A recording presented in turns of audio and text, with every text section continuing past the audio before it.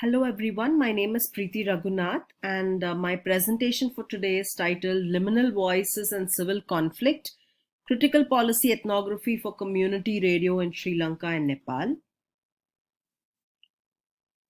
I would like to begin my presentation by presenting a perspective on ethnography and conflict. In a very recent work by Brockler and Budka, the authors talk about how media and conflict has often been theorized from a media effects perspective by looking at how the conflict impacts media or the media impacts a particular conflict.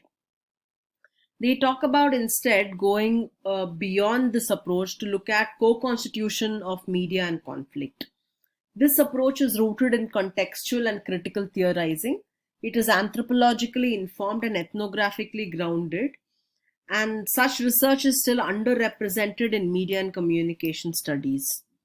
The authors call for a focus on lived experiences, non-deterministic approach to the study of media that deconstructs media centrism, and they call for a co-construction of media in the larger conflict situation. Against this backdrop, I would like to give you an overview of my research project on South Asia. I looked at community radio policy making in 4 countries of South Asia, which were Sri Lanka, Nepal, India, and Bangladesh. I looked at how various policy actors come together to make policy, the various venues at which policies are made, the various kinds of power plays, the various interests at fray, and the various methods in which policies are made. For this presentation, I will be looking at Sri Lanka and Nepal. Both these countries have had protracted conflicts, civil conflicts along ethnic and class lines. The methodology and method used for my work are informed by critical theorizing, and I draw on critical policy ethnography as the method for my work. It is important to locate media policy making in transitional societies because it gives us an account of the liminal. The larger contextual attributes bring and the localized policy making aspects together allow us to look at the co-construction of each other. The focus of the liminal at this particular paper focuses on the liminal. The concept was first used by social anthropologist Van Gennep to refer to rites of passage in his study of cultural rites and rituals. And since then, the concept of liminality has been used across disciplines. Victor Turner developed the concept further in his inquiry into social processes, moving away from the structuralist undertones of the notion of passage to a more humanist experience of the state of liminality. And it is this kind of an idea that I draw on for my work on policy making for community radio in transitional and liminal Sri Lanka and Nepal. Let's look briefly at Sri Lanka. Sri Lanka was the war base for the Second World War, and the Southeast Asia Command radio operated from here. The country became a dominion of the British Crown in 1948, and it is in the 70s that the country became a republic. During the 70s, we see the promulgation of a new constitution. We see various development schemes coming up, especially focused on the Mahavali Dam. Community radio entered Sri Lanka during this time through external influences. It was part of the development scheme to rehabilitate and resettle various settlers along the Mahavali Dam project.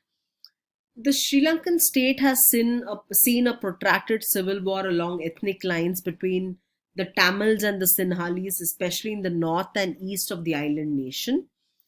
And it is against this backdrop that we'll examine policy making for community radio in Sri Lanka.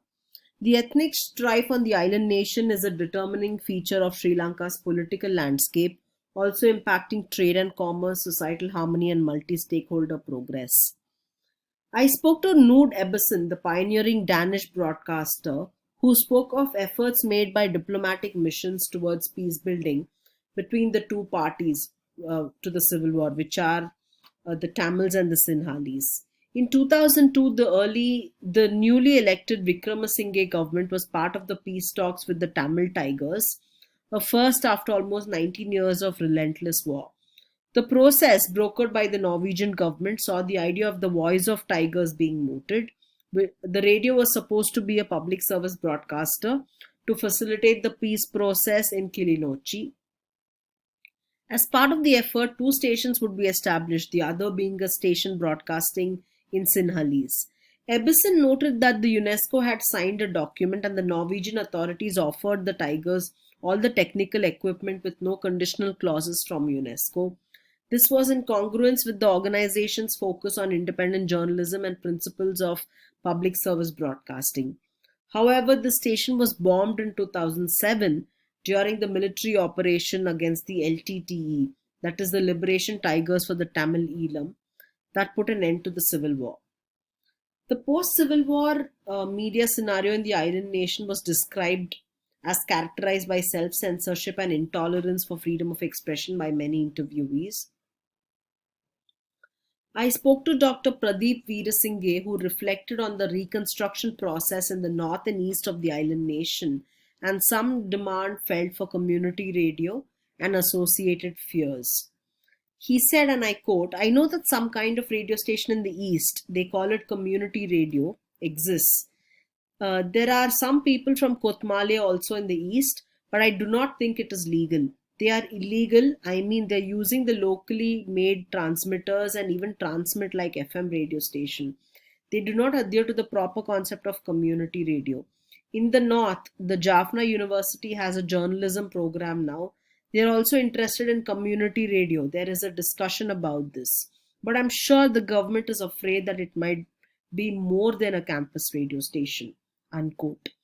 I also spoke to MC Rasman of the Sri Lanka Development Journalists Forum, who elaborated on early efforts made towards institutionalizing community broadcasting in Sri Lanka and the gaps in civil society activism as he sees it.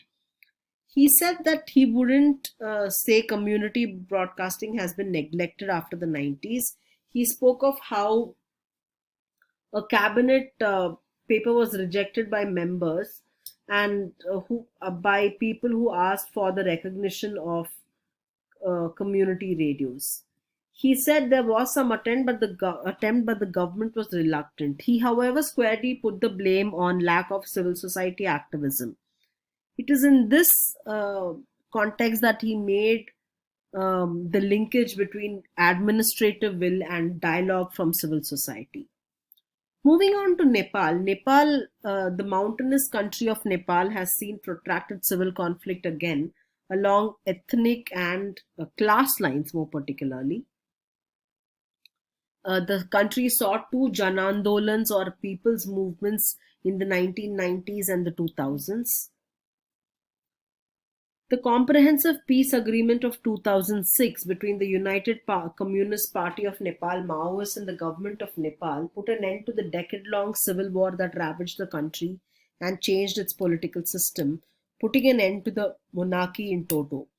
While the conflict had ended, it was only the beginning of a long transition towards resolution and moving towards framing a new constitution enshrining democracy. The UN mission in Nepal was set up to monitor this process, indicative of an already established practice then of the involvement of the international community in Nepal's transition to democracy and pluralism. The following year, a constituent assembly bringing together all the political forces, especially the Maoists, was formed with the objective of framing Nepal's new constitution, enshrining secularism and multi-party democracy. It is important to understand the proliferation of community radio in post-2006 Nepal. The Nepalese community radio landscape witnessed a rapid growth in the aftermath of Jan Andolan II and the inclusion of Maoists, who were repeatedly termed as democratizing forces by my interviewees in the government. From 36 community radio stations, the number went up to 160 within 1 year of the Jan Andolan II in 2006. Nepal had more than 270 of them at the time of conducting this research. Details on the ownership of community radios on the Akorab's website suggest that majority of these stations are owned by NGOs, followed by a small number of cooperative-owned CRs and a few of them by local governments. The involvement of transnational actors as part of the epistemic community for community radio has been elaborated earlier, like I mentioned. The last few years of the protracted civil war and the subsequent transition have seen donor agencies play a big role in various aspects of Nepalese governance. Catchphrases like good governance and deepening democracies emerged during this time. A representative of PANOS South Asia and Nepal spoke about the organization's interest in CR, adding that the organization was not involved in pushing for community radio's policy shifts. He said, and I quote, from 2001 to 2008, PANOS was heavily involved in facilitating the operation of Communication Corner. We not only provided financial assistance but also provided technical support and conducted training workshops. We had funding from DFID and the Open Society Foundation to support our efforts. In addition to this, we also supported a community radio station focused on environmental efforts. Unquote. This kind of multilateral involvement seemed to have changed during the transitional period, which allowed for their involvement in programming on community radios as well. During the course of Nepal's transition, prominent international aid agencies with a mandate on deepening democracies like the USAID, DANIDA, UNDP, DFID, among others, were working in the community radio space in Nepal.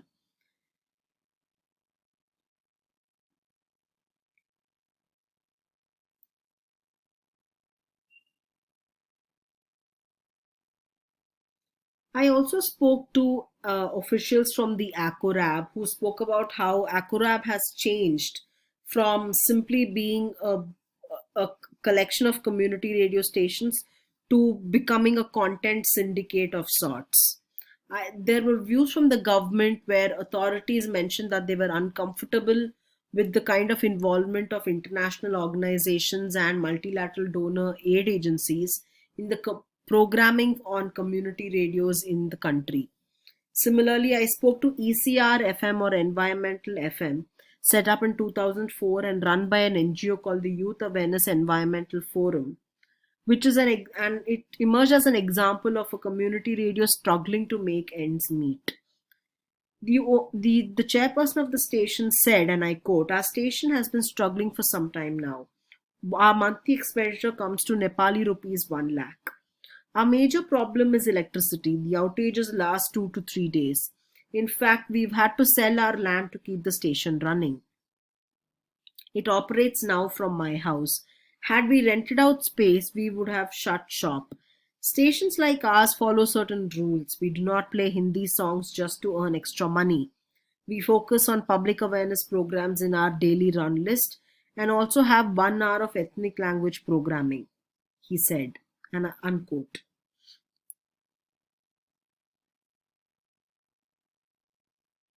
This is just to give you a sample of the kind of influence that international organizations had on the media sector in Nepal during the transition.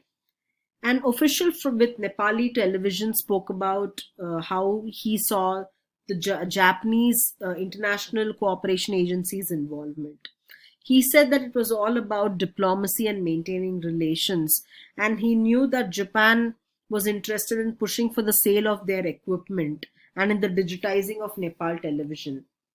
Against the backdrop of not having a constitution, the government wants to pursue the process of stakeholder consulting on policy, especially in the case of JICA's public service broadcasting policy, he said. Another bureaucrat was critical of donor aid for the community radio sector, seeing them as overtaking the government's role in the transitional period. Of course, things have changed now because the country adopted a new constitution in the post 2015 world and new media policies have made their way. I would like to conclude by saying that research on conflict and media policy making are better informed by critical security studies, which provides the leeway to study liminality and media policy making owing to its focus on emergency politics, which is far removed from the realm of normal politics. Thank you so much.